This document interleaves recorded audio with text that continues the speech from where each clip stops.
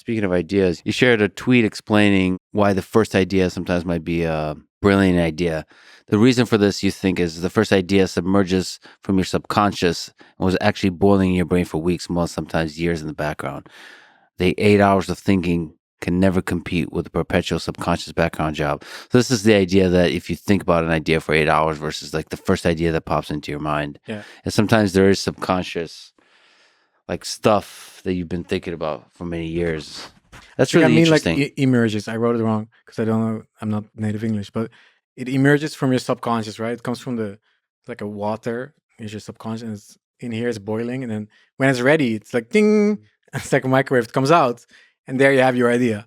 You think you have ideas like that? Yeah, all the time, 100%. It's just stuff that's been like there. Yes. Yeah. And I also it comes up, and I send it back. Like send it back to the kitchen. Not like, ready to boil more. Yeah. And it's like a soup of ideas that's cooking. It's 100%. This is how my brain works. And I think most people. But it's also about the timing. Sometimes you have to send it back, not just because you're not ready, but the world is not ready.